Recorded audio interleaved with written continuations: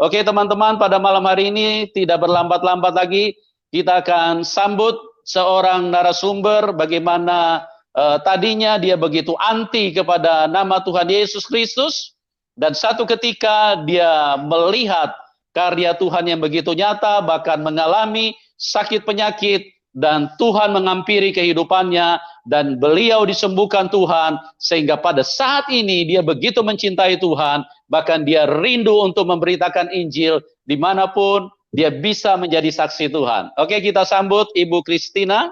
Selamat malam. Selamat malam, terima kasih Pak Yusuf. Ya, apa kabar Ibu? Kabar luar biasa. Ya, puji Tuhan. Ibu, terima kasih. Ibu sudah mau hadir untuk berbagi kehidupan kepada teman-teman yang sudah menunggu pada malam hari ini. Dan Ibu bisa ceritakan dengan lengkap latar belakang Ibu yang tadinya tidak mengenal Tuhan Yesus, dari seorang yang beragama lama, terus kemudian bagaimana karya Tuhan yang bekerja hadir di dalam kehidupan Ibu. Ibu bisa ceritakan kepada kami semua pada malam hari ini. Dan ruang waktu kami persilakan kepada Ibu. Silakan Ibu. Terima kasih Pak. Ya. Sebelum saya melanjutkan kesaksian saya, karena apapun yang akan saya sampaikan, itu kenyataan yang saya alami dan bukan dibuat-buat. Dan juga saya tidak akan menutupi apa yang tidak saya ketahui, atau saya akan menambah apa yang saya tidak ketahui. Sebelum saya lanjutkan kesaksian saya, nama saya Christina, dan saya memang keturunan Islam, tapi bukan Islam yang mengerti Al-Quran. Saya tidak tahu. Jadi saya kasih tahu terlebih dahulu kenapa. Nanti jangan ada yang menelpon menanyakan saya tentang ayat-ayat Al-Quran. Saya memang tidak tahu sama sekali. Karena saya hanya Islam yang ikut-ikutan. Itu Islam yang keturunan dari nenek moyang saya. Bahkan sampai sekarang di dalam keluarga saya itu hanya saya yang Kristen. Kedua, saya juga bisa diberi Tuhan karunia untuk mengingat perkataan-perkataan kitab Injil, tetapi saya tidak mengingat di mana ayatnya dan kitabnya apa. Dan itu saya sudah bertanya kepada Tuhan, Tuhan, kok saya dikasih pengetahuan yang separuh-separuh? Saya bisa memperkatakan perkataan-perkataan firman, tetapi saya tidak diberi karunia untuk mengingat ayat-ayat itu di mana. Itu saya katakan sekarang, supaya nanti penelpon juga jangan tanya saya kalau saya mengatakan firman itu di mana. Saya tanya Tuhan begitu dan Tuhan jawab begini sama saya. Jadi apa yang kamu ketahui itu yang kamu sampaikan. Kenapa saya tidak diizinkan untuk mengerti, mengingat ayat-ayat Alkitab, supaya setiap orang yang mendengar firman yang saya katakan itu, mereka akan mencarinya sendiri di Alkitab. Artinya, itu adalah PR buat orang yang mau mengetahui di mana ayatnya. Nah itu, jadi maksudnya kesaksian ini saya benar.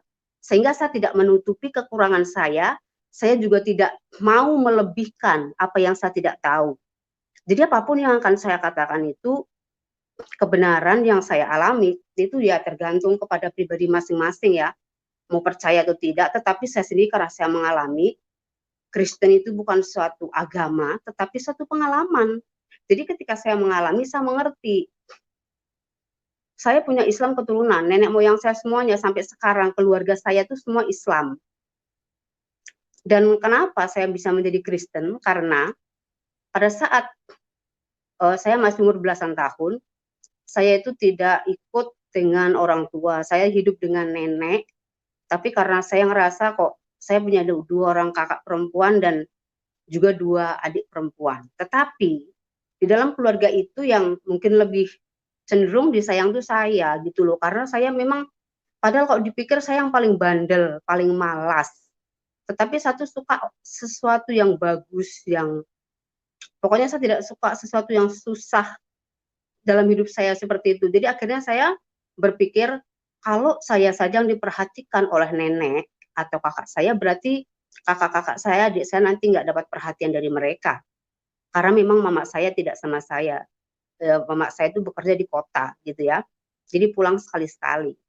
Jadi pada saat itu karena saya berpikir seperti itu, saya ikut dengan paman saya, adik bapak saya. Kebetulan beliau tuh hidupnya bukan susah-susah amat gitu ya. Jadi saya pikir kalau saya ikut dia berarti saya bisa pakai barang-barang yang bagus. Itu pikiran saya aja. Tapi lain, ketika saya udah hidup sama dia, dia tuh kejamnya luar biasa ya. Kejam dan kejam banget lah pokoknya. Pukul nanti sampai saya mulutnya berdarah, dipukul apa-apa yang tidak mengikuti kemauan dia tuh nanti dia tidak suka, akhirnya marah entah apa-apa ya. Jadi sehingga istrinya pun digituin, dipukulin nggak karuan. Tapi akhirnya pada saat itu paman saya membawa saya ke suatu daerah transmigrasi di daerah Riau, yaitu khususnya di Pekanbaru sana. Dan setelah itu kakak dia yang pertama itu masuk Kristen, tapi saya jalan ceritanya nggak tahu kenapa, akhirnya kakaknya itu pun setelah dari Kristen tidak sungguh-sungguh Kristennya itu ya, akhirnya ya jatuh murtad lagi gitu kan. Dan akhirnya paman saya inilah yang dipakai Tuhan sampai sekarang, tapi mungkin bukan porsi saya untuk menyaksikan apa yang paman saya alami ya. Saya hanya menyampaikan apa yang saya alami. Jadi ketika itu karena saya tahu paman saya itu masuk Kristen, saya itu bencinya luar biasa. Saya benci sekali sama dia. Kenapa dia nih masuk Kristen, untuk apa? Nanti kalau mati tuh disalib, itu tangannya dipaku begini.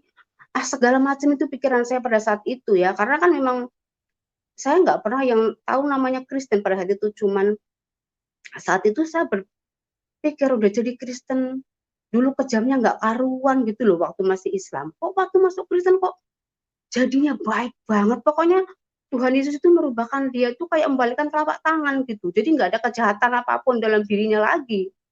Dan pada saat itu, karena saya benci dengan orang ini, ketika mereka mengadakan kebaktian di rumah, kan pendeta itu dari kota nanti datang gitu, ibadah di rumah, menyanyi-nyanyi. Akhirnya saya pun membuat keributan gitu. Maksudnya saya ribut-ribut sendiri gitu. Maksud saya supaya kebaktian ini nanti bisa bubar gitu kan. Karena buat saya sih nggak tahu ya, benci aja gitu. Sampai lama-lama nanti saya tulis sih, kalau orang Padang, orang Minang itu tahu bahasanya nih ya, kitab Injil itu saya tulis kitab Injil Ciri. Ciri itu artinya apa? Berak. Karena saking bencinya saya nggak tahu yang saya benci itu sebenarnya orangnya, agamanya, atau siapa. Tapi yang penting benci aja gitu kan. Jadi setelah benci, saya pun tidak mau lagi tinggal sama paman saya. Saya pergi ke kota, ke Pekanbarunya di kotanya itu. Saya bekerja. Pernah saya bekerja jadi pembantu selama 2 bulan. Karena mungkin saya tidak tahu apa yang harus saya kerjakan pada saat itu. Dan akhirnya ada seorang Muslim juga di sana. Ada orang itu orang Flores, tapi udah murtad ya. Jadinya dia membawa saya bekerja juga di salah satu perusahaan kayu.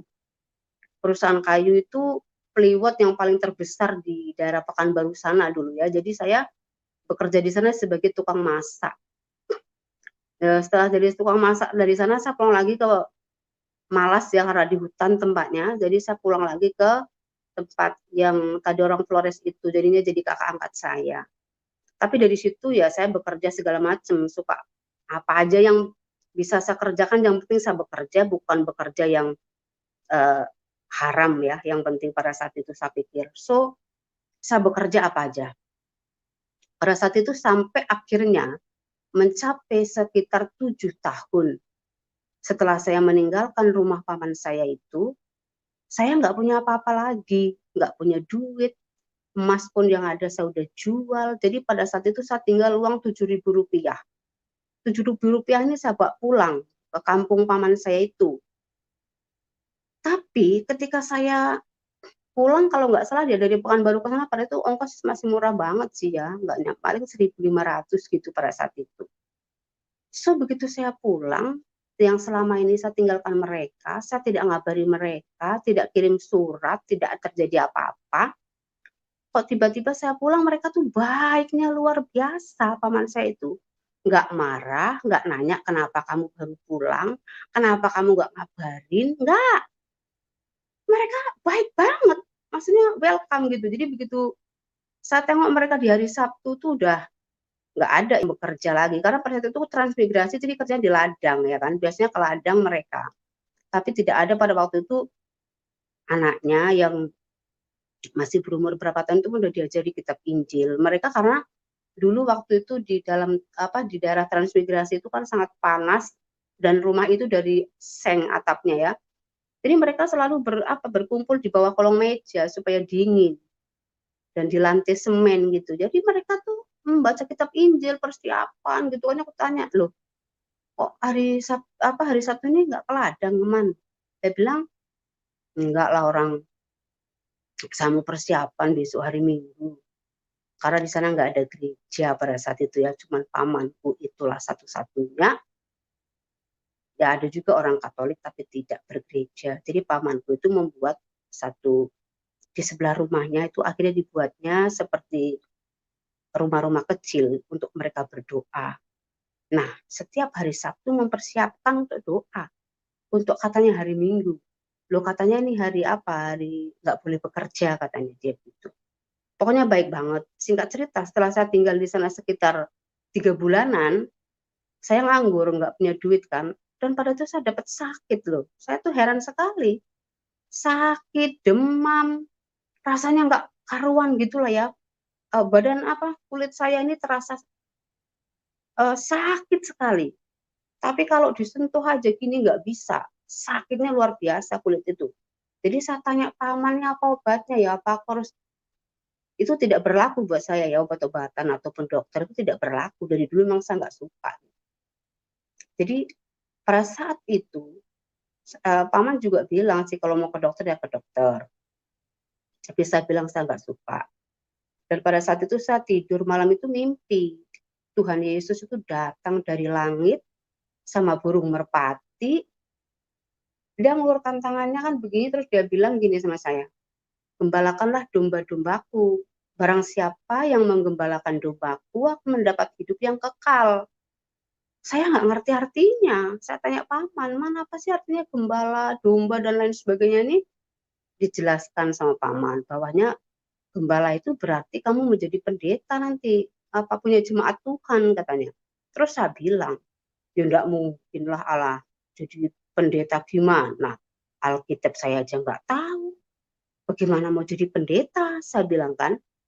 Terus setelah itu setiap malam saya tuh mimpi tentang Tuhan Yesus sampai selama 1 minggu itu. Jadi kalau saya mimpinya waktu itu saya mau naik kapal, mau tenggelam gitu, saya minta pokoknya Tuhan Yesus selamatkan saya, ulurkan tangannya gitu kan.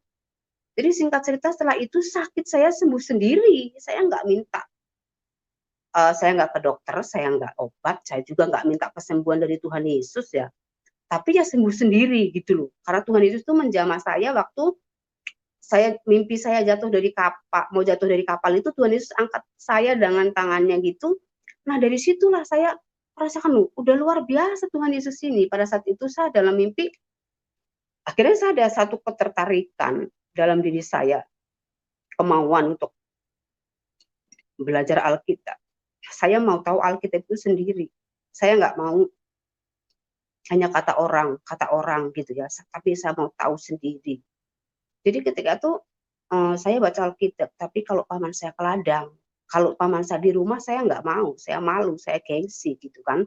Karena dulunya udah saya ejek Alkitab ini berak kok malah saya pelajari. Jadi kalau pertama kali kalau saya juga ada belajar, saya baca di Alkitab, kalau kamu mau berdoa katanya, masuk kamar, tutup pintu gitu. Jadi saya ikuti aja dari Alkitab itu, begitu saya belajar sendiri.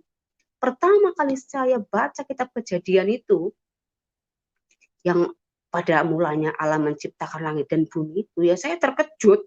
Loh, rupanya di kitab Injil ini ditulis ya bagaimana caranya Allah menciptakan langit dan bumi dan segala isinya dan lain sebagainya. Singkat cerita, karena memang saya sangat tertarik dengan Alkitab itu, saya ingin tahu gitu ya. Saya baca dalam 2 bulan saya sudah boleh khatam itu Alkitab.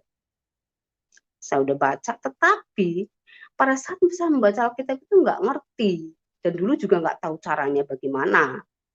Bahkan saya hanya berdoa pun kalau Roh Kudus suruh. Kalau Roh Kudus taruhkan perkataan itu dalam mulut saya nggak tahu bagaimana cara doa gitu kan. Saya tanya sama paman saya, "Man, kalau mau doa itu gimana toh wong?" Kalau dulu kan umpamanya kita nih, agama yang dulu kan doa makan, doa tidur seumur hidup sampai kau mati itu ya sama aja doanya, nggak berubah, gitu loh. Tapi ketika paman saya bilang gini, "Apapun keperluanmu setiap hari," kita nih keperluannya setiap hari kan beda-beda. "Ya begitu aja kamu katakan, seperti kamu berbicara kepada bapakmu aja, sama orang tuamu," katanya begitu. Akhirnya saya berdoa, "Mah, aduh saya udah 4 bulan di sana," akhirnya 5 bulan, saya bilang, akhirnya karena saya udah ngerti baptisan, saya juga minta dibaptis. Setelah saya dibaptis di sungai pada waktu itu ya, eee, akhirnya saya bilang gini sama Tuhan, "Aku bosan di sini 5 bulan nggak kerja, nggak ada duit," kan gitu akhirnya. Ya Tuhan jawab doa saya, dikirimkan seorang manajer dulu tempat saya bekerja, eee, di perusahaan kayu itu, katanya "Kamu kerja lagi lah, masak lagi," katanya kan. Tapi saya nggak mau masak untuk orang banyak, saya bilang, "Capek." "Nggak apa, kamu masakan aja untuk orang kantor," gitu. Jadi karena memang saya baru jadi Kristen, saya bilang sama manajernya, "Pak, saya boleh nggak hari Minggu saya keluar, saya nggak mau kerja, saya mau ke gereja," saya bilang. "Mana bisa kayak gitu, nggak ada di sini anak tiri, anak kandung, semuanya sama. Pulangnya hanya boleh 3 bulan sekali," katanya kan. Itu peraturan perusahaan. Tapi karena saya tetap mohon, ya akhirnya diperbolehkan. Singkat cerita, saya juga mmm, pikir hidup sendiri itu nggak enak ya, susah. Akhirnya saya melihat satu orang Cina ini kaya ya kan. Jadi saya tujuannya pada saat itu karena memang kekristenan juga belum dewasa, Alkitab juga nggak ngerti walaupun saya baca, ya kan. Jadi akhirnya saya bilang gini, "Oh itu laki-laki tuh banyak duit, itu kaya itu, dia." Apalagi orang-orang di hutan itu yang membawa alat berat seperti traktor, eskavator, itu tuh gajinya besar gitu pada saat itu ya. Jadi tujuan saya nggak tahu, saya itu mungkin cinta atau apa nggak tahu, tapi tujuan utama saya tidak bisa hidup susah. Kalau saya nikah dengan orang kaya, berarti saya hidup kaya, hidup senang gitu kan. Apalagi terkenal kan kalau Cina-Cina ini kan kaya, ya kan, hidup ya masalah duit nggak susah lah gitu, nggak sesusah yang saya tuh paling nggak suka mencari-cari duit sendiri, susahnya nggak karuan, saya pikir gitu dulu kan. Padahal umurnya lebih tua dari saya juga sekitar 17 tahun. Tetapi pada saat itu akhirnya itu yang tidak saya ketahui. Menikah itu sebenarnya bukan segampang itu dan apa, tapi saya pikir gini aja lah, udahlah yang penting didoakan, yang penting kan udah orang tahu kita nikah, jadi kalau apa-apa pun kita nggak dituduh berzina. Akhirnya singkat cerita, dia bilang sama orang tuanya juga, akhirnya bilang sama paman saya sempat bilang sih, "Kok apa betul kamu mau sama dia itu, dia udah tua dari kamu loh." Saya bilang itu, "Yang penting dia kaya, banyak duit," saya bilang. Itu aja ceritanya. Setelah kita tidak menikah di gereja, tidak menikah di catatan sipil ya, hanya di rumah, didoakan.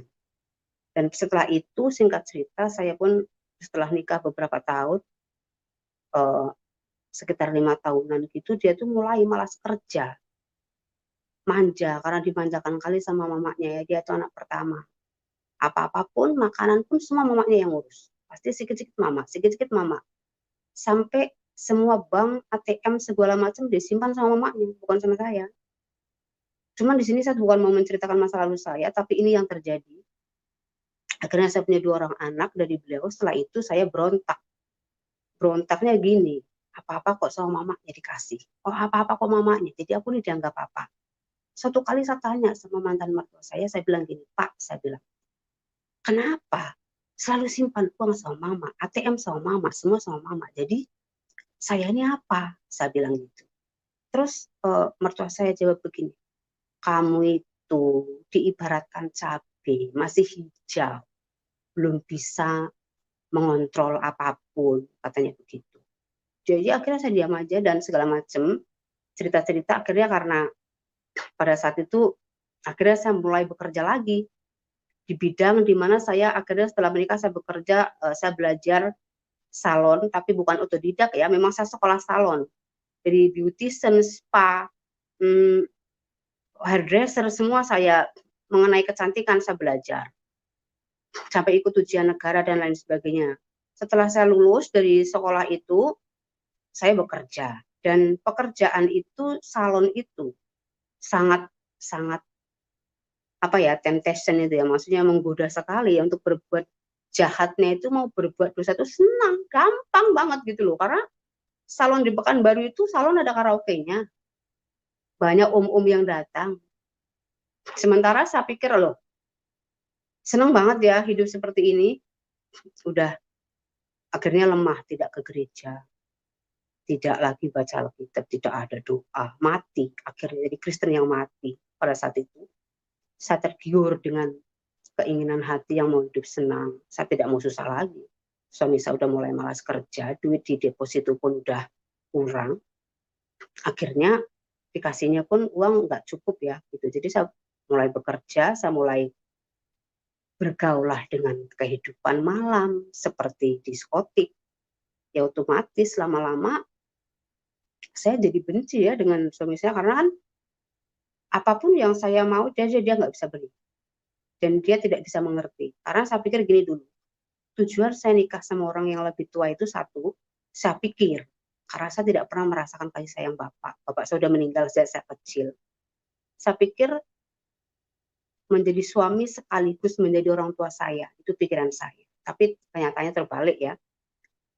Kedewasaan seseorang itu tidak tergantung dengan umur, tapi dengan bagaimana mereka bergaul, sebenarnya begitu. Justru umur saya yang masih kecil dari dia itu lebih dewasa pikirannya gitu. Jadi pada saat itu saya jatuh dalam dosa, akhirnya saya tinggalkan dia, saya juga tinggalkan anak-anak, dan saya pada saat itu tapi saya sudah akhirnya berhubungan dengan seorang pengacara, dan pengacara itu membukakan saya usaha salon.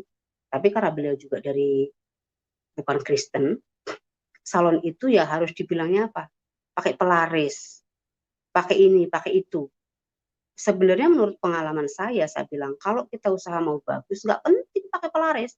Kalau kerja kita bagus, orang pasti datang, saya bilang. Nah, mereka selalu bilang begini, kumpulan pengacara itu, kalau ngumpul ngomongnya gini, orang usaha bakwan aja pakai pelaris kok, katanya. Kamu lagi salon. Itulah tanam sana, 4 sudut sini. Diberikanlah ilmu-ilmu itu, ilmu-ilmu dari mereka itu. Bahkan satu orang itu mengatakan, kamu tahu Christina, katanya, ini ada jin yang baik, jin yang jahat, ada jin yang segala macam lah katanya. Ya udah, jin yang begini segala macam. Saya itu jadinya terikut ke situ. Dan pada saat itu saya punya, karena udah buka salon sendiri, saya punya karyawan. Pada waktu saya kehilangan clipper saya, mesin. Saya pun harus ke dukun loh itu. Tapi dukunnya ngomong apa? Oh, kamu itu Kristen, katanya, salib. Salib itu enggak mempan didukuni, katanya gitu. Tapi memang karena dia yang enggak tahu atau apa. Tapi orang-orang yang berobat sama dia, khususnya yang tidak percaya Tuhan Yesus tuh berhasil gitu loh. Tapi ketika saya yang ke dukun itu malah dia bilang kayak gitu. Orang yang punya salib itu enggak bisa didukuni, katanya. Ya singkat cerita ya udah gitu aja. Setelah lama-lama saya usaha ini, bahkan saya sampai pada saat itu musim usaha jus buah ya, saya juga usaha jus buah. Dan tapi ketika saya udah buka usaha sendiri, anak-anak saya ikut saya, dan tapi tetap saya minta bapaknya mensupport untuk sekolah dan lain sebagainya. Singkat cerita saya bosan di Pekanbaru pada saat itu begini, ketika saya pulang malam dari saat makan malam, saya naik sepeda motor. Ada seorang jambret, menjambret saya, dompet saya, ATM, handphone, semua itu dijambret. Nah dari situ saya ketakutan sudah. Oh, ini negara ini tidak aman buat saya bilang. Ini kota ini nggak aman buat saya nggak mau lagi tinggal di Pekanbaru. Akhirnya saya serahkan anak-anak ke bapaknya. Waktu itu anak saya yang kecil aja masih umur 2 tahun. Dari situlah perpisahan kami itu. Masih umur 2 tahun, yang besar sudah 5 tahun. Pada saat itu saya langsung meninggalkan kota itu, dan ada orang, jadi akhirnya saya berputar-putar ke Solo, ke Surabaya, ke Jambi, ke Bengkulu, di mana ada pendeta yang dikenal oleh paman saya itu, pergi kamu ke sana. Nanti kamu biar enak, biar tenang hidupmu. Pergi kamu ke Bengkulu sana, ke rumah pendeta itu. Pergi. Jadi akhirnya nggak ada satupun yang bisa membuat saya bahagia. Bahkan saya sampai merantau ke Danau Toba, Samosir itu ya, ke daerah Tuk-Tuk sana. Saya kerja di sana, salon juga ya untuk melayani turis-turis pada saat itu. Dan akhirnya singkat cerita dari sana saya pergi ke seseorang bahasa bekerja di Hotel Tiara di Medan. Itu di situ ada salon juga. Akhirnya saya bekerja di salon itu selama berapa bulan. Setelah saya kerja di salon itu, seorang menawari saya bekerja di negara di mana saya tinggal sekarang. Walaupun saya tadinya nggak mau, saya tolak, tapi akhirnya dia bilang, kamu kerja dengan pekerjaan kamu yang sama, di hotel juga, segalanya. Jadi kamu bukan jadi pembantu dan lain sebagainya. Ya memang betul, akhirnya saya berdiba ke sini. Cuman satu, ketika saya mulai di sini, saya bekerja di daerah di negara yang baru ini, memang di situ saya mulai diproses oleh Tuhan ya. Saya mengalami satu proses yang sangat-sangat menyakitkan, membuat saya rasanya menjerit gitu. Saya dapat bos itu janda. Bos itu dia Kristen, tapi di sini biasa ya, Kristen kah, apakah agamanya, kumpul kebo, kumpul kambing itu biasa buat orang di sini kan gitu. Dia hari Minggu ke gereja pagi sama itu broncesnya gitu ya. Tapi ketika saya datang, saya tidak boleh ke gereja. Saya tidak boleh pegang handphone. Saya nggak boleh nelpon anak saya. Saya nggak boleh berhubungan. Pokoknya sampai habis kontrak saya 2 tahun. Tapi karena memang tujuan saya itu mau bekerja, apapun yang saya alami, saya nggak lari. Saya dimaki-maki sama bos saya itu kalau kerjanya nggak beres. Di depan customer itu dimaki-maki dan lain sebagainya. Tapi saya nggak peduli. Dia mau maki saya, mau apa, tujuan saya di sini kerja, satu, saya mau dapat pengalaman baru. Karena pengalaman, walaupun saya sudah sekolah salon di Indonesia pada saat itu pengalaman yang tidak cukup untuk menjadi seorang yang profesional dalam hal beautician ataupun hairdresser ya. Jadi dari beliau ini saya dapat pengalaman yang luar biasa secara profesional gitu kan. Jadi akhirnya saya nggak peduli, saya dimaki, saya diapain, saya nggak peduli. Pada saat itu cuman saya selalu berdoa sama Tuhan. Di saat itu saya bilang, Tuhan Yesus berikan saya hikmat, bagaimana caranya saya melakukan pekerjaan saya ini dengan baik. Dari ngeblur rambut supaya tahan itu gimana Tuhan. Tuhan ajarkan itu. Ngeblur rambut itu pegang sisirnya begini, pegang hair dryernya begini, kamu begini. Begitu juga dengan dulunya kan begitu saya baru datang mereka memandang rendah. Itu klik-klik saya, maksud saya rekan-rekan kerja semua itu dari Medan. Mereka tuh yang udah pengalaman semua, karena emang udah dididik gitu kan. Jadi ketika saya masuk pada saat itu pengalaman saya itu masih bawah gitu kan. Jadi mereka merendahkan saya semuanya. Sampai ketika saya betul berdoa sama Tuhan, saya tidak ada berbicara kepada siapapun karena mereka memang beda, mereka tidak percaya sama Tuhan Yesus. Pada saat itu yang Kristen sebagai karyawan itu hanya saya sendiri kan gitu. Jadi akhirnya pada saat itu mereka orang yang gak kenal Tuhan Yesus namanya ya suka angkat telur sama bos supaya bosnya suka gitu kan. Tapi ketika saya sendiri, saya itu orangnya apa adanya.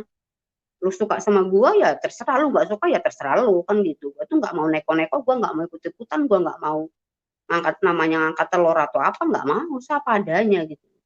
Jadi akhirnya pada saat itu, satu orangnya terlalu rajin, saya tidak suka duduk dan lain sebagainya. Pada saat mungkin memang semua salon setiap sudut itu ditaruhnya kamera. Jadi walaupun bos saya tidak di tempat, pastinya dia akan mengecek karena kamera itu bisa dicek walaupun dia pergi ke Australia, ke Prancis, kemanapun. Satu hari saya bersih-bersih di salon, teman-teman saya itu santai main handphone. Langsung bos saya itu memaki saya. Dia bilang, saya bawa kamu dari Indonesia ke sini bukan untuk jadi tukang cleaning service, tapi untuk jadi hairdresser, katanya. Tapi sebenarnya menyindir teman-teman saya itu, saya tahu bos saya begitu. Akhirnya dengan hal segala macam apapun saya selalu jujur. Satu hari bos saya, sebenarnya bukan bos saya, customer itu mengangkat derajat saya. Akhirnya apa? Ketika saya melakukan facial untuk satu orang di sini, Datuk itu orang yang terkenal ya, orang yang kaya gitulah. Datuk itu suka, oh ini anak ini katanya siapa namanya nih? Oh dulu dibikinnya nama saya Nur Intan, karena kan masuknya bukan secara legal gitu ya, maksudnya legal, saya ada permit, tapi nggak tahu kenapa dia hanya comot-comot aja apa yang udah ada di imigrasi sana. Jadinya akhirnya saya bikin nama Nur Intan. Si Intan ini katanya, oh tangannya bagus sekali ya kalau buat facial. Kalau menurut orang atau apa semuanya itu akhirnya bos itu sendiri menaikkan taraf harga. Kalau yang teman-teman dari Medan itu di harganya paling sekitar 60.000, nanti kalau yang saya yang pegang dia harus bayar 200.000. Itulah dinaik caranya Tuhan itu menaikkan derajat saya di salon itu sampai akhirnya bos itu percaya sama saya. Akhirnya saya disuruh memegang satu cabang di Hotel Hilton, itu internasional hotel ya yang ada di Kuala Lumpur. Dan akhirnya pada saat saya sudah disukai sama bos, kontrak saya habis. Bos saya bertanya, kamu itu mau sambung kerja nggak? Saya bilang saya nggak mau. Saya akan cari kerja sendiri. Saya independen dan permit saya juga udah ada agen yang ngurus segala macam. Singkat cerita, tapi saya belum hidup dalam Tuhan loh setelah itu. Saya masih belum tahu Tuhan Yesus yang maksudnya secara pribadi. Saya belum lahir baru Kristen pada saat itu. Sampai suatu hari setelah saya beberapa tahun di sini, saya itu ambil tindakan sama Tuhan. Saya ambil tindakan begini. Hanya Tuhanlah yang bisa memberikan saya apa yang saya mau. Akhirnya saya kembali kepada Tuhan. Saya mulai baca Alkitab. Saya mulai doa setiap pagi. Saya bangun jam 2 pagi, jam 3 pagi, jam 4 pagi. Saya menangis, saya penyembahan sama Tuhan. Saya minta ampun sama Tuhan atas segala apa-apapun yang saya lakukan. Nanti semuanya itu flash kepikiran saya itu semua. Meninggalkan anak lah, begini, dan lain sebagainya. Walaupun setelah tinggal di Malaysia ini, saya tidak kenal lagi dosa-dosa yang seperti yang saya lakukan di Indonesia itu ya, karena memang niat saya, tujuan saya membahagiakan anak-anak. Kalau ada saya duit, anak-anak saya itu bisa beli apa aja, bisa tidur di hotel yang mewah, itu pikiran saya kan. Pada saat itu, jadi ketika saya bekerja, udah habis kontrak 2 tahun, puji Tuhan saya boleh beli satu rumah dan boleh membelikan anak saya paling nggak sepeda motor yang cash ya, nggak perlu kredit lagi, dan saya mau membuat mereka bahagia gitu. Kembali lagi ke sini, tapi ya itu tetap aja karena kerja di bidang saya ini tidak mungkin diizinkan hari Minggu ke gereja. Karena di saat Sabtu Minggu itulah banyak customer datang. Tapi ketika kita sendiri mau serius dengan Tuhan, saya ambil tindakan, saya serius dengan Tuhan pada saat itu. Saya berdoa terus, saya berdoa, bahkan saya berpuasa, tapi puasa saya itu sesuai dengan tuntunan Tuhan ya pada saat itu, karena saya mulai serius dengan Tuhan, Tuhan serius dengan saya. Jadi pada saat itu saya mulai berdoa sama Tuhan begini, Tuhan Yesus, saya bilang, saya mau punya suami, tapi yang mencintai saya apa adanya. Saya bilang begitu, kenapa? Kenapa saya bilang mencintai saya apa adanya? Maksudnya bisa menerima keadaan saya, anak-anak saya, orang tua saya yang bukan orang kaya, keluarga saya itu bukan orang kaya. Nah itu yang saya mau, bukan saya menikah itu tujuannya untuk saya sendiri, enggak ya. Saya mau. Ketika dia orang mau, ya oke. Pada saat itu saya berdoa, setelah beberapa, kalau perasaan ada 1-2 bulan saya berdoa setiap pagi itu nangis itu penyembahan itu, Tuhan tunjukkan sama saya begini, kamu harus nikah sama orang Afrika, kata Tuhan. Dan kepala Afrika itu ditunjukkan sama saya dalam doa itu ya, saya melihat. Gitu. Ketika saya bilang sama Tuhan, nggak mau Tuhan Afrika. Afrika itu tingkah lakunya begini, yang dilakukan begini, dan lain sebagainya, karena saya tahu persis ya, saya bergaul dengan mereka. Saya nggak mau Tuhan Afrika. Udah beberapa hari lagi saya berdoa, pagi itu, ya dinyatakan sama itu. Nikah kamu sama orang Afrika. Dan tetap itu ditunjukkan mukanya yang sama. Saya bilang sama Tuhan begini, ya kehendakmu yang jadi Tuhan, kalau memang ada Afrika yang baik, saya bilang. Kalau ada Afrika yang lain dari yang lain itu, kehendakmu yang jadi. Nah pada saat itu, akhirnya setelah seminggu kemudian, itu saya dipertemukan dengan satu orang laki-laki Afrika yang akhirnya saya tidak berpacaran dengan dia atau apapun. Begitu saya ketemu dengan dia, langsung saya bilang, oh kamu dari mana? Saya dari sini dan ini. Oh kamu orang Indonesia kok, di bahasa Inggris katanya begini begitu. Akhirnya Singkat cerita saya bilang sama dia, saya bilang saya tidak mencari pacar, saya mencari suami. Dan dia bilang pun begitu. Saya juga mencari istri, bukan mencari cewek. Jadi akhirnya dia juga bilang, kalau kamu nggak percaya ini saya menulis satu request dalam doa saya bahwa tahun ini, tanggal ini, bulan ini saya harus nikah, katanya sama Tuhan gitu. Dan ketika itu singkat cerita saya bilang ya udah, saya bilang sama dia kita ketemu di kolam renang karena kami tinggal di satu apartemen. Kita ketemu di kolam renang, kita ceritakan, kamu dengar siapa saya bilang. Kalau nanti setelah kamu dengar cerita saya itu kamu mau ya oke, kalau enggak ya enggak apa-apa. Saya orangnya to the point aja, jujur aja, saya bilang gitu. Singkat cerita saya bilang gini, oke. Akhirnya kami mengambil keputusan, kita jumpa pendeta pada kita harus nikah tanggal sekian, apa yang sesuai dengan doa saya, dia bilang.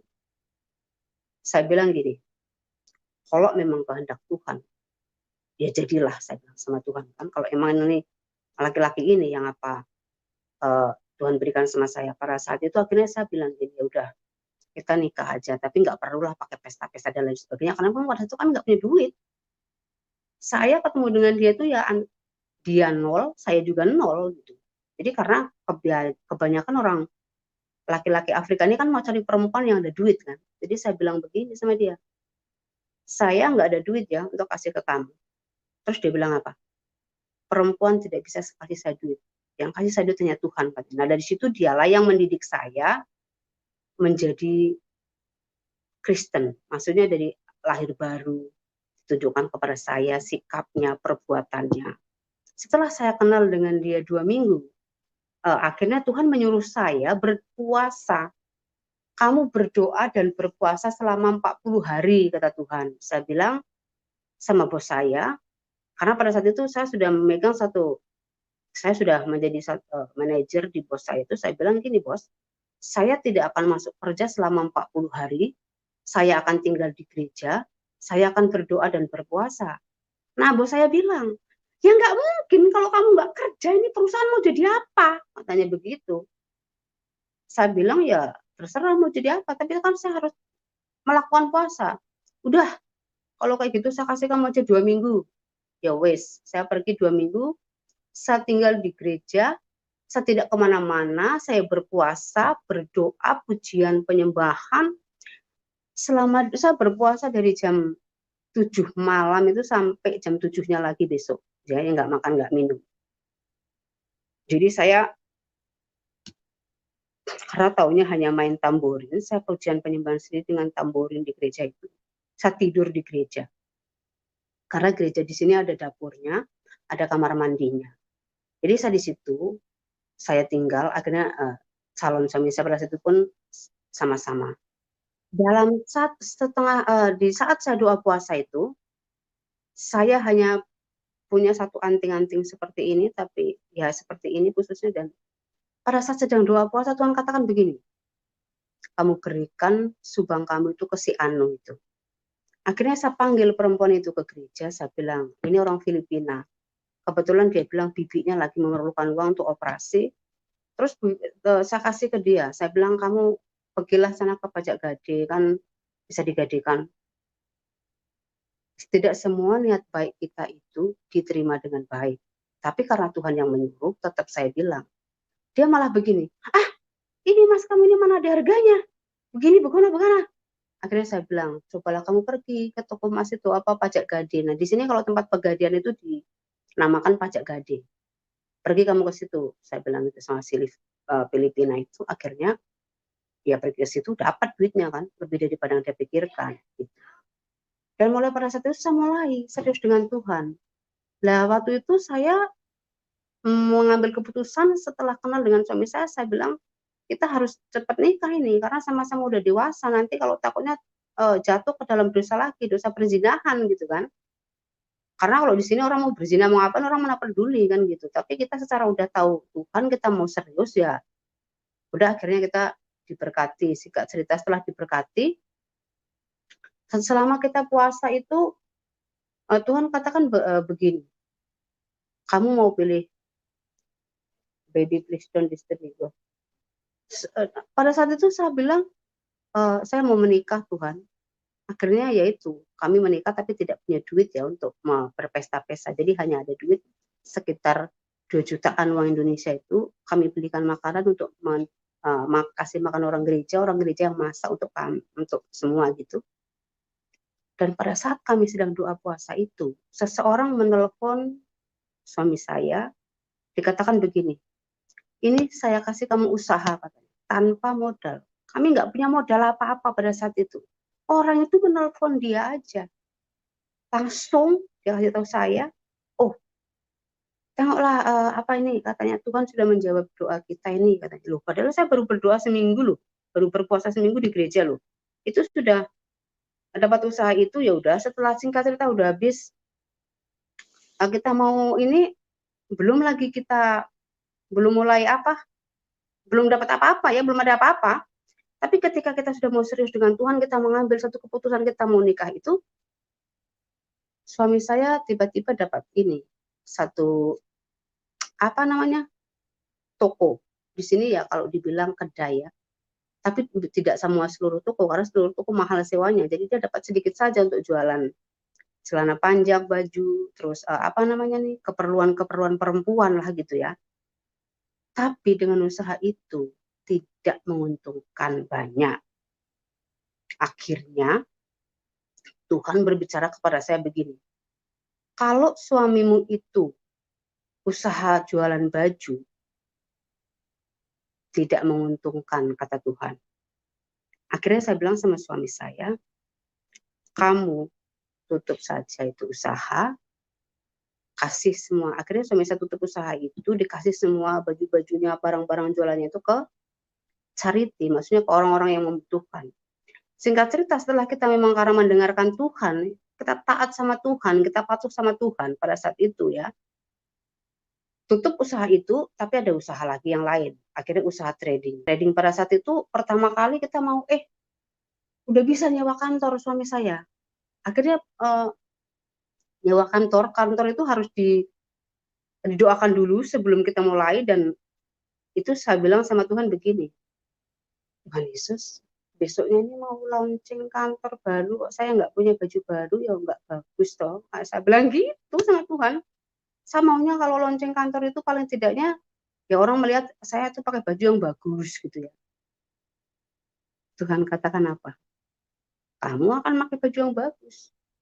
Akhirnya saya nggak tahu apa-apa, suami saya kasih baju itu, uang untuk beli baju, tiba-tiba begini, nih sekian juta untuk kamu beli baju. Itu luar biasa, saudara. Ketika saya serius, akhirnya saya setelah menikah dengan suami saya, kami berdua sangat serius dengan Tuhan. Tidak ada main-main. Setiap hari kita berdoa, kita belajar Alkitab, kita mendengarkan khotbah-khotbah, kita melakukan apa yang Tuhan suruh. Setelah itu Tuhan lagi suruh saya begini, kamu berikan kepada pendetaanmu sebanyak 3 juta uang Indonesia ya. Saya bilang, loh, nggak punya duit 3 juta kok, suruh kasih 3 juta. Tapi itulah Tuhan, nggak mungkin dia menyuruh kita kalau nggak ada. Ketika Tuhan menyuruh itu, Tuhan sudah sediakan. Nah akhirnya bos saya panggil saya, kasih saya duit untuk bonus kerjanya. Saya katanya 3 juta pas. Akhirnya 3 juta itu, saya bilang sama suami saya, lah Tuhan suruh kasih saya 3 juta sama pendeta itu, kok uangnya cuma 3 juta. Sementara saya kan harus remove 10%-nya kan, untuk perpuluhan. So suami saya bilang, ya udah remove 10%, nanti saya akan tambahkan. Jadi akhirnya 3 juta saya kasih bulat, yang begitu dikasih sama bos saya. Setiap tuntunan Tuhan itu yang kami ikuti, kami turuti terus apapun yang terjadi. Pada saat itu kami hanya bisa menyewa kamar. Kamar itu yang master room itu yang paling mahal di sini ya, di kondo yang bagus gitu kan. Setiap bulan Tuhan yang bayar, kita nggak perlu takut katanya kan. Kata suami saya, loh dulu itu saya datang ke Malaysia nggak punya duit, nggak punya apa-apa ya Tuhan cukupkan, nggak pernah saya kelaparan, saya nggak pernah susah katanya kan gitu. Jadi pada saat itu setelah nikah akhirnya saya juga belum dikaruniai anak. Ya tujuan utama kami nikah itu tentu ya harus ada keturunan juga kan. Jadi akhirnya kita berdoa. Saya berdoa dan Tuhan juga ingatkan dengan firman-firmannya itu. Ada juga perempuan itu yang namanya Hana. karena dia tuh istri kedua kan sering dihina sama istri pertamanya, nggak punya anak kan. Tapi karena dia berdoa sungguh-sungguh, bahkan dia komat kami dalam hatinya gitu, akhirnya Tuhan kasih dia anak. Dan itu menjadi motivasi saya juga untuk berdoa dengan Alkitab itu, ayat itu. Jadi dengan firman itu saya katakan, Tuhan Yesus, kalau Engkau juga memberkati anak, dan contohnya juga seperti istrinya Abraham ya, Sarah, 90 tahun itu baru dikasih Tuhan anak. Saya bilang ini, jadi nggak ada yang mustahil bagi Tuhan. Saya bilang kalau anak juga Engkau kasih anak Tuhan. Jadi banyak kali lah ayat-ayat Alkitab yang Tuhan berikan sama saya untuk mengerti. Akhirnya saya klaim semua itu. Tahun depan saya akan menggendong seorang anak laki-laki. Akhirnya saya berkompromi dengan suami saya. Ini kita mau punya anak laki-laki itu perempuan. Suami saya mau perempuan. Saya bilang saya mau laki-laki karena saya sudah punya 2 anak perempuan. Enggak perempuan aja. Gini aja lah saya bilang sama suami saya. Tawar-menawar nih. Kita tuh harus sehati. Gitu. Kalau kita sehati, apa yang kita mau pasti itu dikasih. Nah akhirnya setiap hari kita berdoa penyembahan, mengklaim semua firman Tuhan yang kita mengerti itu. Singkat cerita Tuhan akhirnya berjanji sama saya begini, nanti di hari ulang tahunmu kamu akan mengandung, kata Tuhan.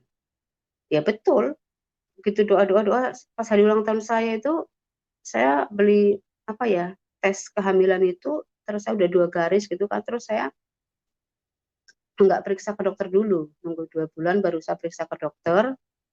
Begitu saya periksa ke dokter, Tuhan katakan dokter yang spesialis kandungan di sini ya, kita tuh nggak mau ke sembarangan gitu. Dia katakan begini, karena waktu itu kandungan saya mengalami pendarahan. Suami saya juga sempat panik ya kan, maksudnya, apa lagi nih? Kok pendarah lagi? Akhirnya ke dokter untuk memastikan. Dokter bilang, nggak bisa ditahankan ini, katanya madam, jadi harus digugurkan. Anak ini nggak akan bisa bertumbuh katanya, tapi untuk kamu supaya berusaha lagi, ya udah saya kasih nih obatnya untuk membuat supaya tahan kandungannya itu katanya. Setiap minggu saya disuruhnya ke dokter kandungan. Setiap minggu itu kalau spesialis kandungan itu duitnya berapa setiap minggu, ya kan? Akhirnya saya ambil tindakan begini. Ketika saya pulang dari dokter, saya ambil obat itu. Saya bahkan sempat pulang ke Indonesia, tapi saya tidak makan obat itu. Waktu itu karena anak saya yang kedua itu ulang tahun yang ke-16, saya harus hadir. Saya mau dia tuh pesta. Gitu. Akhirnya saya pulang ke Pekanbaru dengan pendarahan itu, 2 bulan lebih kandungan saya bilang, dokter boleh nggak saya tuh terbang? Ya nggak apa-apa, boleh aja.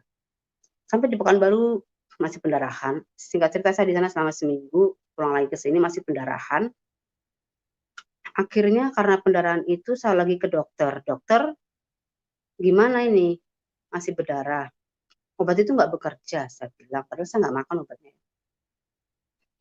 Pada saat itu, begitu pulang dari rumah, saya langsung ambil tindakan begini. Di Alkitab ada ditulis begini ya. Rumah Tuhan itu bukan untuk tempat berjualan. Jadi Tuhan Yesus itu memutarbalikkan mejanya itu. Karena ini rumahku ini bukan untuk menjadi jual beli, tapi rumahku ini akan disebut rumah doa, kata Tuhan dalam Alkitab itu. Dalam 3 hari kamu robohkan rumah ini, aku akan membangun kembali. Pada saat itu saya imani firman itu begini, Tuhan Yesus, engkau berkata, dalam 3 hari ini engkau bisa bangun kembali rumah itu, dan dalam 3 hari ini juga darah ini harus stop, saya bilang. Akhirnya puji Tuhan stop, tidak ada pendarahan lagi. Akhirnya saya tidak pergi ke dokter, karena saya tidak mau nanti dokter itu mempengaruhi pikiran-pikiran itu begini begono.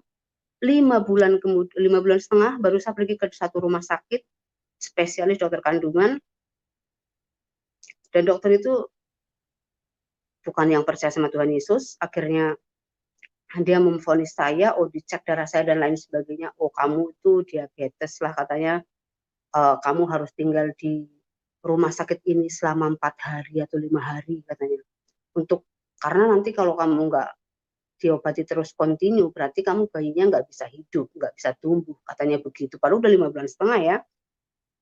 Akhirnya saya bilang sama dokter itu begini, dokter, saya kan harus discuss dulu dengan suami saya bilang, kalau memang suami saya izinkan saya di sini, tinggal 4 hari saya akan tinggal. Kalau enggak ya saya tidak bisa ambil keputusan sendiri. Terus dokter itu marah sama saya. Dia bilang gini, ya udah, kalau kamu nggak mau lagi disuruh untuk kebaikan bayi kamu, ya udah kamu nggak usah lagi ya ada temu dengan saya ya, nggak usah lagi ya ada appointment dengan saya. Terus saya bilang sama dokter begini, dokter, saya hargai pengetahuan Anda sebagai sekolah kedokteran, tetapi saya tuh orang Kristen, saya bilang. Apa yang sudah diberikan Tuhan itu nggak mungkin dihancurkan oleh manusia, aku bilang gitu kan. Akhirnya saya pulang. Sampai pada usia kandungan saya 7 bulan. Karena memang itu kita harus di sini harus register dulu sebelum melahirkan kan. Kalau secara tiba-tiba kita ke rumah sakit gitu mana diterima. Jadi harus register dulu sebelum kita melahirkan dalam satu rumah sakit gitu. Jadi ketika akhirnya saya pergi ke satu rumah sakit yang besar di sini ya, memang karena saya ngerasa bahwa ini aman lah di sini besar, dokternya pasti pengalaman semua kan. Ya kebetulan dokternya kan semua yang jebolan dari UK. Saya dikasih 3 dokter, spesialis kandungan, spesialis gizi, spesialis apa ya, gula. 3 dokter ini menyuruh saya setiap 2 minggu sekali harus ke dokter. Satu dokter paling nggak kita harus spend sekitar 2 juta. Nah, kalau 3 dokter, udah berapa? Emang saya ini dapat duitnya dari pohon atau apa? Saya mesin ATM gitu ya. Saya tidak menuruti apa kata dokter. Cuma dikasihnya obat untuk suntikan di rumah katanya. Singkat cerita sampai anak saya umur memang Tuhan sudah berbicara kepada suami saya bahwa saya tidak akan melahirkan secara normal dan sebelum anak itu umur cukup bulan, dia udah lahir katanya gitu kan. Akhirnya pada umur 8 bulan anak saya itu udah mau lahir, saya lahir secara operasi. Memang tidak terduga biayanya. Saya merasa ditipu juga gitu kan, karena di sini nih biasanya sebelum kita masuk ke rumah sakit, kita tanya, kalau melahirkan normal berapa biayanya, kalau melahirkan operasi berapa biayanya. Ya disebutkan itu bagi saya ya udahlah, nggak apa-apa kan gitu. Tapi ketika kita mau bayar, karena anak saya ternyata waktu itu lahirnya sangat kecil, 2 kilo sekian gitu. Bahkan saya tidak boleh menengok anak karena dia takutnya saya nanti sedih nangis gitu ya. Ditaruhnya di ruangan inkubator, dia sangat kecil. Saya bilang suami saya, kenapa saya nggak boleh lihat anak saya bilang kan, nanti anak kamu itu kamu nangis pastinya gitu, karena kecil sekali lahirnya gitu kan. Tapi akhirnya lahir jadi anak gitu. Puji Tuhan, dikasih Tuhan pertumbuhan yang luar biasa. Setelah singkat cerita, kita punya usaha pun bagus. Tapi pada saat itu, sampai anak saya ini, memang Tuhan sudah perlihatkan kepada saya bahwa ketika anak saya umur 2 tahunan, baru Tuhan akan kasih kami mobil. Singkat ceritanya kami usahanya diberkati Tuhan pada saat itu, tapi suami saya lebih mengutamakan membangun sesuai dengan tuntunan Tuhan itu ya, membangun rumah di negaranya. Dan akhirnya pada saat umur anak saya 2 tahun, yaitu tepatnya pada tahun 2016, disitulah mulai kami mengalami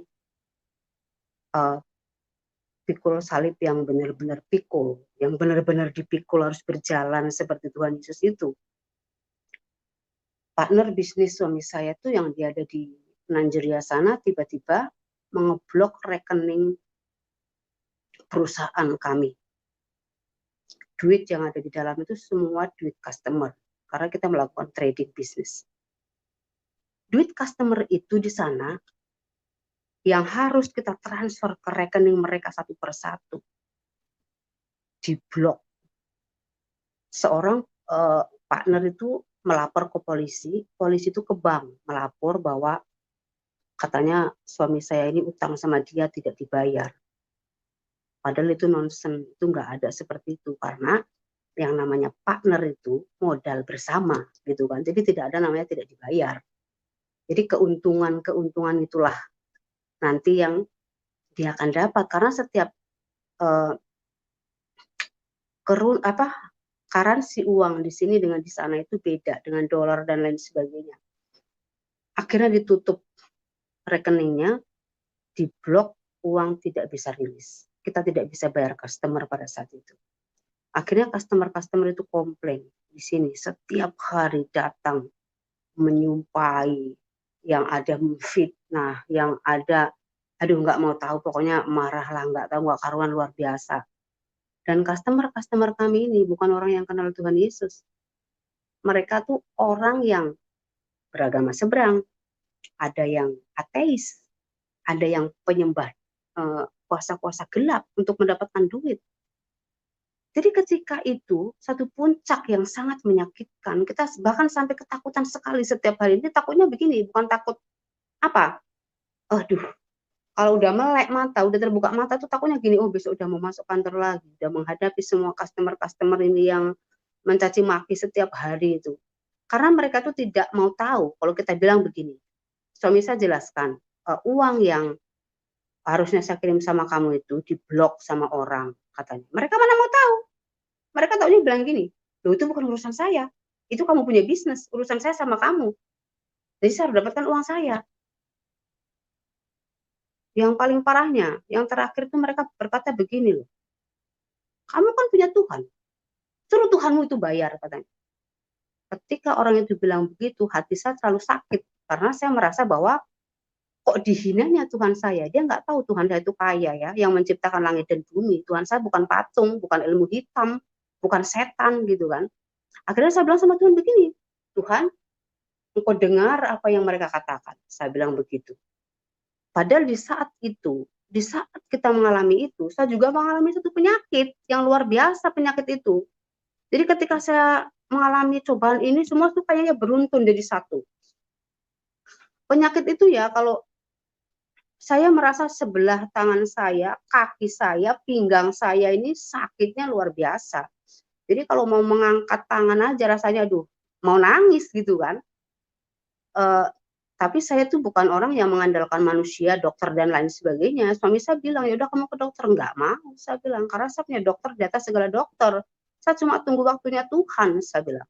Jadi ketika itu kami berdua suami istri tidak pernah yang namanya tidak berdoa. Kami setiap hari berdoa. Kami bayar perpuluhan, kami melakukan charity, menolong orang yang miskin, yang janda, yang apa kita lakukan. Kenapa saya jadi begini? Itu pertanyaan saya, bukan sama Tuhan. Pertanyaan saya dengan suami saya, kami berdua saling bertanya, kenapa ya kita ini udah begini, begono, begana, dan lain sebagainya yang baik kita lakukan. Kenapa ya? Perpuluhan kita bayar, bahkan kalau suami saya membayar perpuluhan itu langsung ke pusat ya, ke Nanjuria. Persembahan, ucapan syukur, apa-apapun. Akhirnya ketika saya sakit itu, saya tanya sama Tuhan, apa yang harus saya lakukan untuk saya sembuh? Tuhan katakan apa? Kamu praise and worship, menari-nari untuk Tuhan setiap jam 12 malam sampai jam 1 pagi selama 10 hari, kata Tuhan.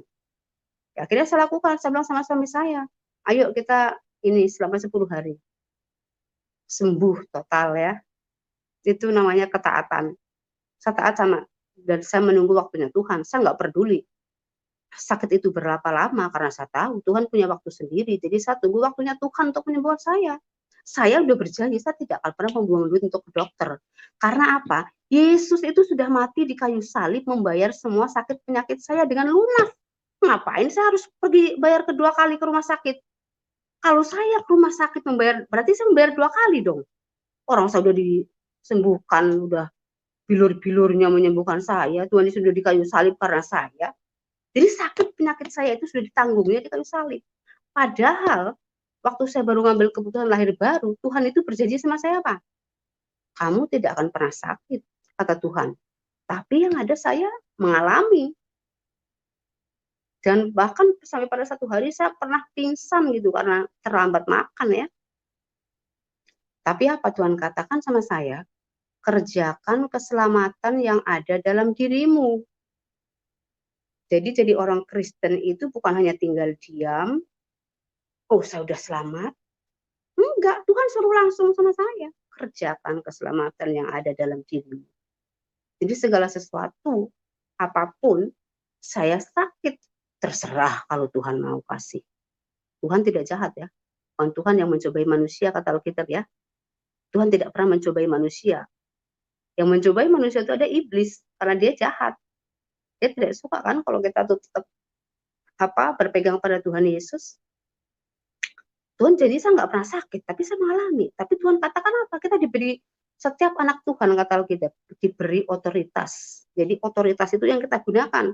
Makanya, lu mau hidup susah, lu mau hidup senang, lu mau sakit, lu mau sembuh, itu tergantung sama iman kita kepada Tuhan.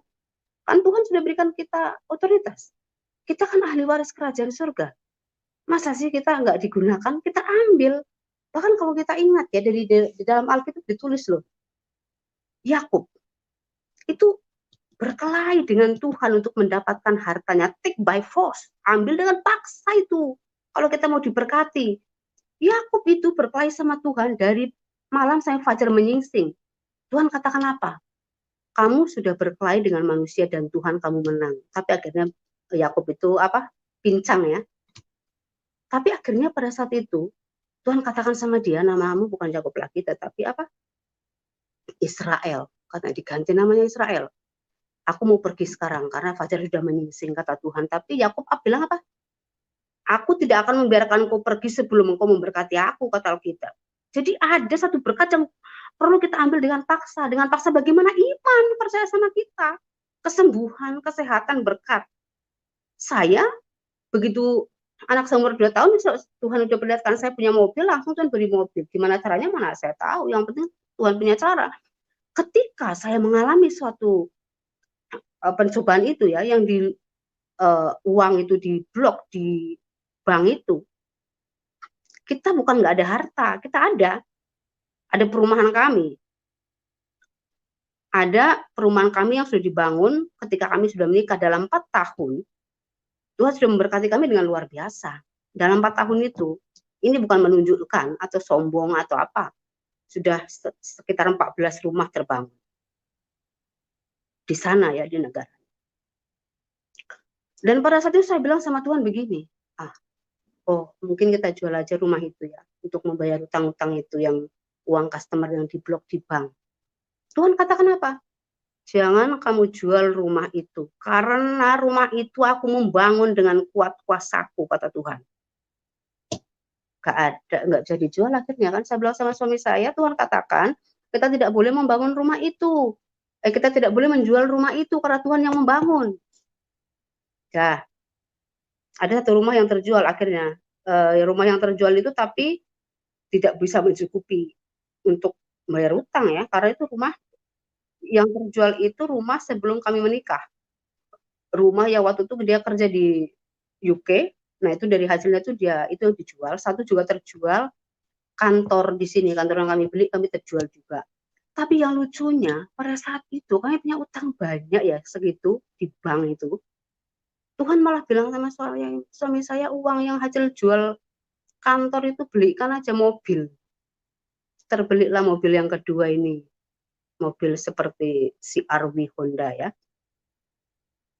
Setelah itu Tuhan, saya tetap berdoa terus, apa yang harus kita lakukan untuk bayar hutang customer ini. Akhirnya suami saya bilang begini, coba kamu telepon rentenir, kita harus pinjam uang sama mereka untuk membayar customer ini, karena nggak tahan lagi kan, setiap hari ditagih, kena maki, aduh nggak tahu sumpah serapah gimana gitu, nggak tahan, karena memang kita orangnya bukan begitu, kita jujur gitu loh. Akhirnya Tuhan berikan hikmat semasa begini, kalau kamu berutang untuk bayar utang, itu namanya bukan solusi, bukan jalan keluar.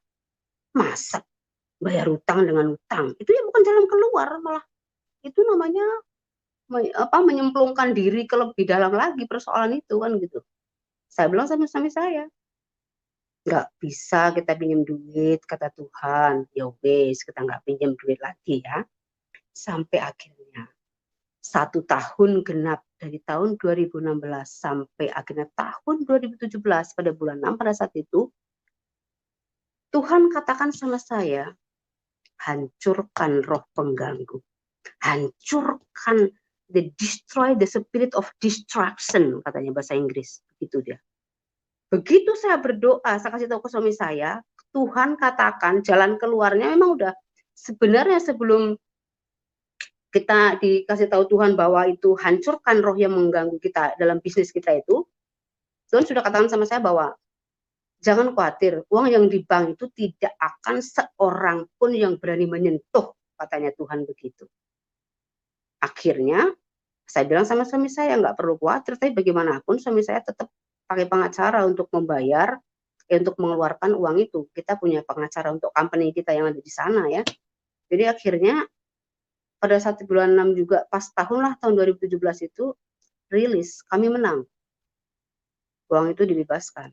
Dan setelah kita berdoa memang kita hancurkan roh yang mengganggu itu. Distraction spirit, destroy.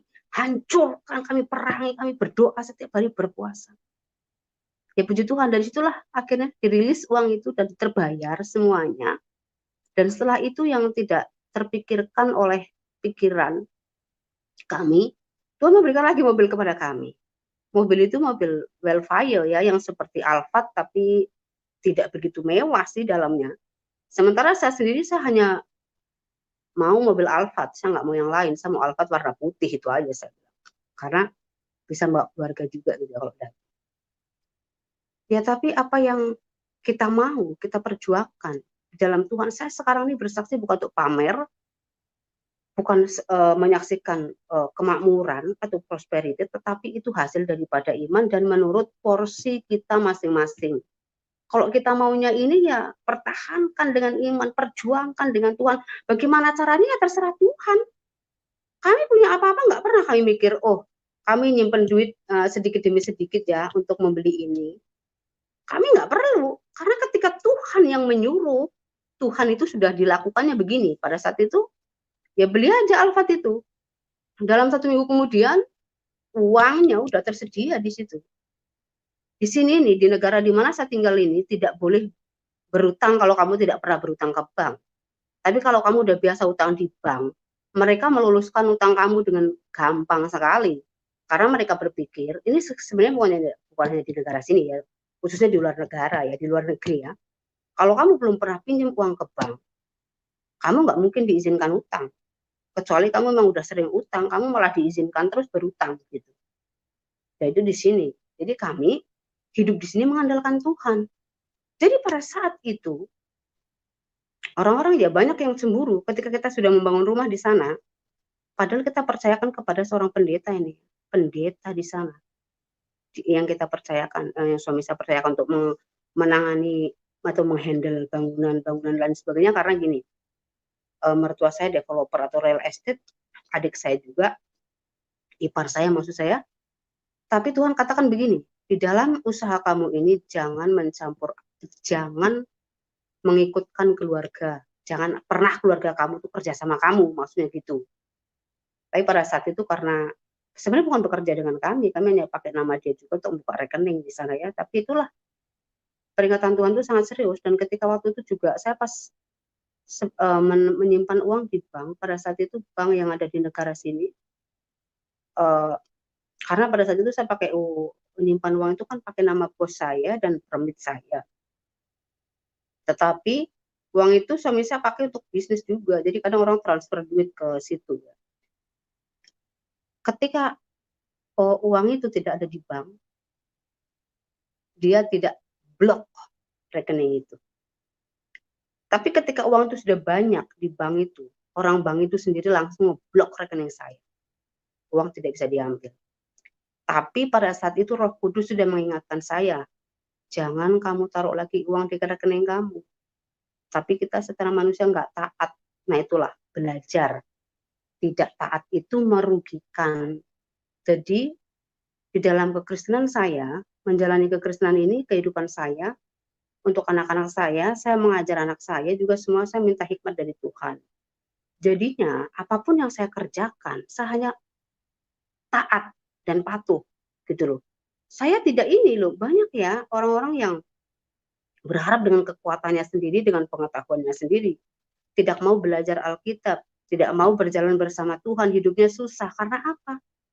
karena mengandalkan kekuatan, tapi saya mengandalkan Yesus. Ketika orang tanya begini loh, saya pinjam duit kamu sekian, saya nggak punya duit, saya bilang. Bahkan perusahaan ini, saya bilang, company ini nggak punya duit. Tapi kami punya Tuhan Yesus yang mensuplai setiap saat apa yang kita perlu. Karena Alkitab katakan apa? Allahku akan mencukupi segala keperluanku. Jadi saya hanya mengklaim setiap Alkitab, ayat-ayat Alkitab yang saya mengerti. Saya klaim. Membuat firman itu hidup kita sendiri sebagai orang Kristen. Orang Kristen itu kalau mau diberkati Tuhan, satu, mengenal Tuhan lebih dekat. Kita harus tahu pikiran Tuhan. Kenapa saya katakan begini? Ketika kita berkomunikasi dengan Tuhan setiap hari, kita akan diajarnya cara melakukan ini, jalan keluarnya ini, kamu mau ke sana, mau apapun, itu diajar sama Roh Kudus. Kamu buat begini, kamu buat begitu. Semuanya diajar.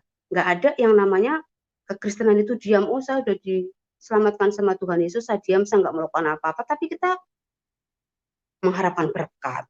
Tapi kita mengharapkan Tuhan memberi kesehatan, menyembuhkan, mujizat. Ya kalau Anda mau mengalami mujizat Tuhan itu, datang secara pribadi kepada Tuhan itu setiap hari.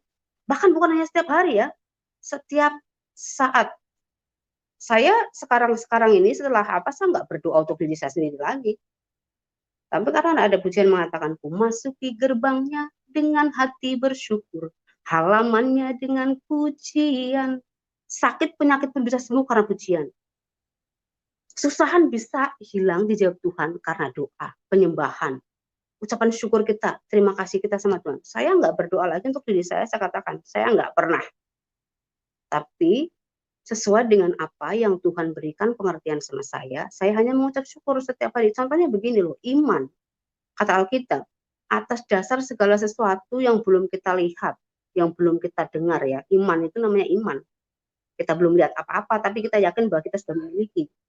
Jadi apa yang perlu kita lakukan? Contohnya saya perlu rumah, saya perlu mobil. Saya katakan, Tuhan terima kasih buat rumah ini. Terima kasih buat mobil ini.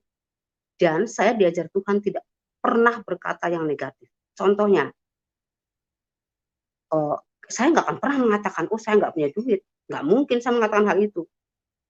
Saya akan bilang begini, oh saya sangat kaya. Saya berkelimpahan. Jadi segala sesuatu pada mulanya adalah firman. Firman itu adalah Allah. Jadi kalau Alkitab itu kita katakan itu hidup sesuai dengan iman kita, pengertian kita kepada Tuhan. Tapi satu hal, ketika kita berdoa, kita harus mengerti apa yang kita doakan. Karena waktu itu gini, kenapa dulu saya jadi Kristen kok susah gitu ya? Karena doa saya begini sama Tuhan dulu. Tuhan Yesus, jangan berikan aku kekayaan kalau membuat saya sombong.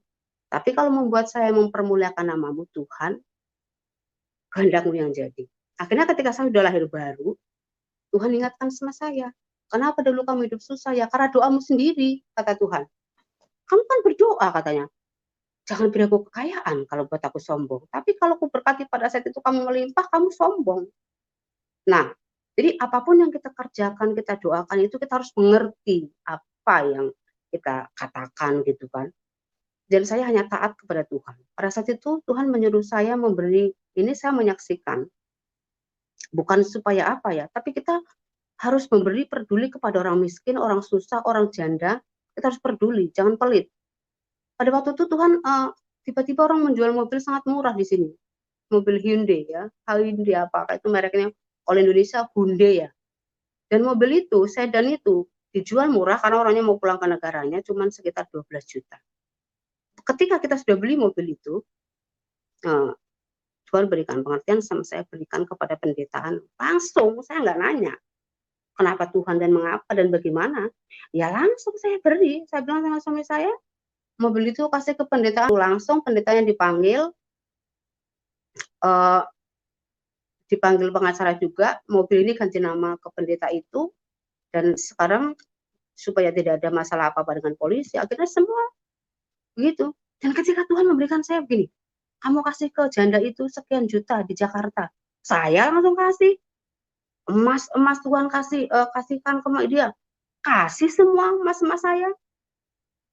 Tapi di dalam Alkitab dikatakan begini. Ada orang yang menghambur-hamburkan hartanya luar biasa. tapi hidupnya tidak kekurangan. Ada orang yang sangat pelit, tetapi hidupnya selalu kekurangan dan susah. Itu Alkitab. Maksudnya kita mengambilkan harta itu bukan untuk kesenangan sendiri. Kalau kita udah diberkati sama Tuhan, terima, kasih. Terima, kasih. Dari apapun yang sudah Tuhan suruh saya untuk mengasihi, kita kasih. Berbentuk emas-emas, berbentuk mobil-mobil, berbentuk uang-uang, berbentuk apapun, pakaian, dari beras, dari apapun yang terkecil, kasih. Saya nggak tanya Tuhan kenapa, pokoknya taat. Dalam Alkitab itu bahasa Inggrisnya itu ya, kalau obedient itu better than the sacrifice, artinya ketaatan itu lebih bagus daripada mempersembahkan korban atau apa. Taat aja sama Tuhan. Apa yang Tuhan suruh kamu lakukan, lakukan saja. Orang Dia yang tahu semuanya kok hidup kita. Dia kan di atas tahu segalanya. Saya bilang gitu. Jadi kami suami istri saling berkomunikasi. Kami semua, ya kalau suami saya itu lebih spiritual daripada saya ya, karena dia puasanya itu setiap minggu 4 hari. Itu seumur hidup dia sampai sekarang berpuasa. Dan doa, dia nggak pernah nggak berdoa dalam satu hari itu. Karena kami punya ruangan doa khusus dalam rumah itu yang tidak pernah orang lain masuk atau apa, khusus untuk doa, kita akan tahu. Karena kamar itu sengaja. Kalau ada orang di dalamnya berarti pintu tertutup. Kalau nggak ada ya terbuka. Dan kami dipimpin oleh Roh Kudus, berikan satu kursi berwarna putih untuk Roh Kudus duduk di ruangan doa. Jadi saya pernah loh iri sama suami saya begini. Saya sangat iri ya Tuhan. Suami saya doanya setiap hari itu nggak pernah enggak gitu kan. Saya tuh maunya begitu. Ya puji Tuhan kan, karena memang tadi panggilan Tuhan itu kepada saya itu, gembalakanlah domba-dombaku. Akhirnya saya tanya Tuhan, menjadi gembala yang bagaimana? Saya mau tahu identitas saya dalam Tuhan, di dalam pekerjaan Tuhan. Akhirnya Tuhan sendiri mengangkat saya menjadi pendoa kan, dan saya memang pernah sekolah Alkitab di sini. Karena setiap anggota gereja kami ini memang harus mengikuti sekolah Alkitab yang namanya untuk pelayanan kan. Jadi saya diberikan Tuhan talenta untuk berdoa. Jadi saya berdoa. Jadi yang mengajari saya berdoa itu juga Roh Kudus. Bukan dari saya sekolah doa, pernah dulu waktu di Indonesia. Ada, tapi tidak sampai tamat atau apapun. Karena sekolah itu sebenarnya kalau dari Roh Kudus itu menurut pengalaman saya itu ya setiap hari kita dengan Tuhan gitu. Jadi saya mau membagi semuanya kesaksian ini supaya umat-umat Kristen khususnya yang tidak pernah baca Alkitab, mulai baca Alkitab. Kalau jangan kata orang, oh kamu baca hari ini, kitab ini, jangan. Roh Kudus pimpin saya, baca Alkitab itu dari kejadian hingga wahyu. Kejadian hingga wahyu. Kalau sudah siap kejadian hingga wahyu, terus begitu setiap hari sampai kita ngerti Alkitab itu apa. Jadi kita amalkan Alkitab itu, jangan kita menjadi Farisi. Orang-orang Farisi yang mengerti Alkitab tapi tidak merasakan keuntungannya. Karena apa? Karena kita tidak mengamalkan. Kita tidak menjalankan. Kita tidak menjadikan Alkitab itu dasar daripada kehidupan kita. Saya, ya roti Alkitab itu kan roti yang hidup ya. Masa kita nggak mau makan setiap hari sih? Setidaknya saya baca Alkitab itu 2 kali sehari. Anak saya masih umur berapa tahun, setelah dia bisa baca, sampai sekarang saya suruh dia baca Alkitab itu.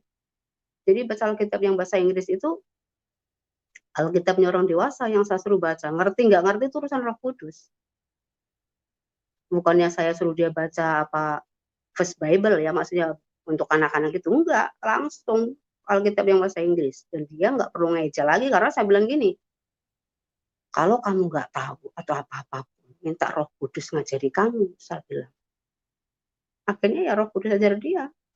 Ya baca Alkitab nggak perlu ngeja lagi kan, dalam waktu umur dia 5 bulan lebih, setelah 5 tahun lebih maksud saya, setelah dia sekolah itu ya saya ajar sampai sekarang. Nah, di sini pesan saya adalah bukan saya mau memamerkan apa yang ada pada saya, tapi saya mau memamerkan, maksudnya kita harus mendeklarasikan apa yang kita mau dengan iman, dibarengi dengan Alkitab, ayat-ayat firman Tuhan. Karena tidak mungkin Tuhan itu menyangkal dirinya.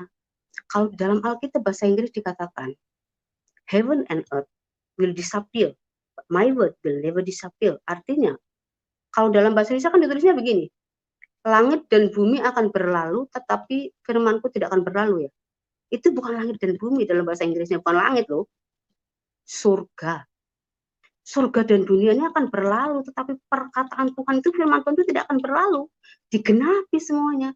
Mau menjadikan firman Tuhan itu hidup atau enggaknya ya kita sendiri dengan iman kita. Tapi firman itu adalah Allah, kata Alkitab ya. Firman itu pada mulanya firman itu adalah Allah. Jadi firman itu bersama-sama dengan Allah. Jadi semua itu Allah sendiri yang berkata-kata dengan kita. Sehingga kalau kita menerapkan, mendeklarasikan, contohnya gini loh. Segala sesuatu yang Tuhan Yesus suruh kita lakukan, lakukan aja. Gak usah nanya, gak usah keberatan dalam hati. Waktu Tuhan suruh saya ngasih seorang janda itu, kasih sama si Anu itu setiap bulan katanya. Padahal saya posisinya sekarang ini nggak pernah bekerja setelah menikah ya. Saya hanya membantu suami saya di kantor. Tapi saya tidak bekerja, yang maksudnya terima gaji begitu ya kan. Tuhan suruh saya kasih, kamu kasih sekian ke janda Anu itu setiap bulan.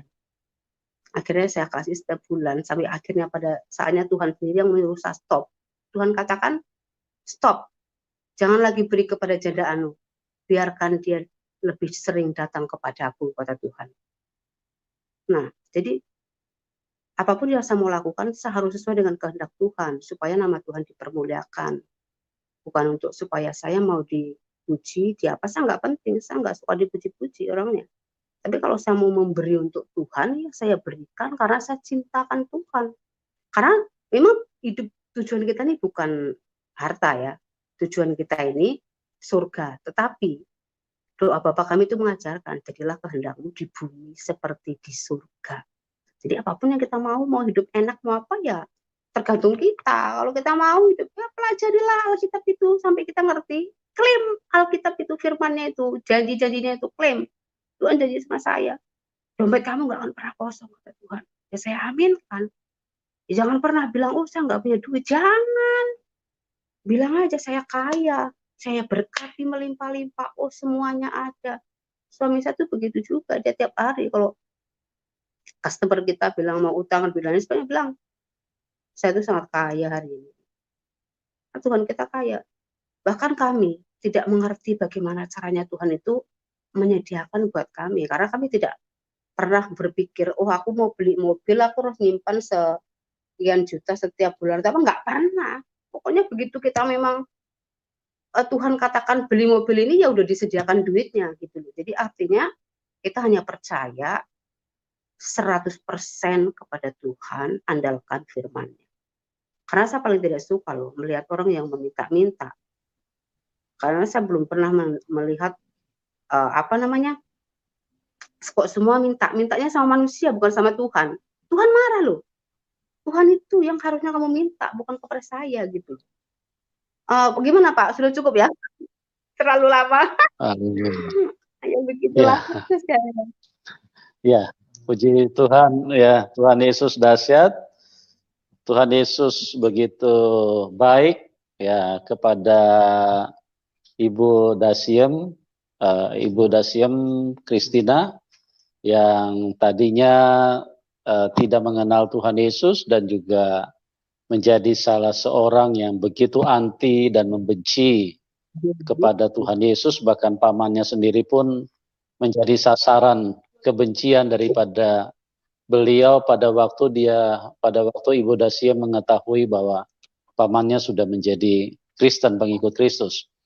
Nah, setelah itu Tuhan bekerja, Tuhan menjamah, dan Tuhan memproses. Kita sudah dengar kesaksiannya yang begitu luar biasa, mengalami perjalanan hidup bersama dengan Tuhan yang begitu sempurna. Artinya banyak hal yang adikodrati telah terjadi di dalam kehidupan orang yang bersandar dan berharap kepada Tuhan. Sekali lagi saya ingin katakan kepada teman-teman bahwa firman Tuhan ini bukan hanya sekedar sebuah cerita, bukan hanya sekedar sebuah tulisan dari manusia-manusia, tapi firman Tuhan ini adalah sesuatu yang hidup. Dan apa yang disaksikan tadi, itu adalah karya Tuhan yang sangat ajaib. Dari anak yang menurut riset kedokteran, menurut riset ilmu pengetahuan, bahwa anaknya akan cacat, anaknya harusnya digugurkan, tapi imanlah yang mengubahkan. Nah, firman ini adalah kebenaran yang mutlak pasti. Karena di dalam 1 Yohanes 5 ayat 4 mengatakan, siapakah yang mengalahkan dunia ini? Adalah iman kita. Ya, kalau kita mau menang terhadap semua penderitaan di dalam dunia ini, pakailah imanmu. Karena ini firman sudah menuliskan. Kalau kita berdiri di atas iman, kita berdiri di atas firman, maka kita bisa mengalahkan dunia ini. Tapi kalau kita berjalan hanya dengan pengetahuan, maka kita akan digilas oleh dunia ini. Karena apa? Karena pengetahuan dunia ini ada di dalam kekuasaan, di dalam kendali daripada kuasa kegelapan, kuasa si jahat.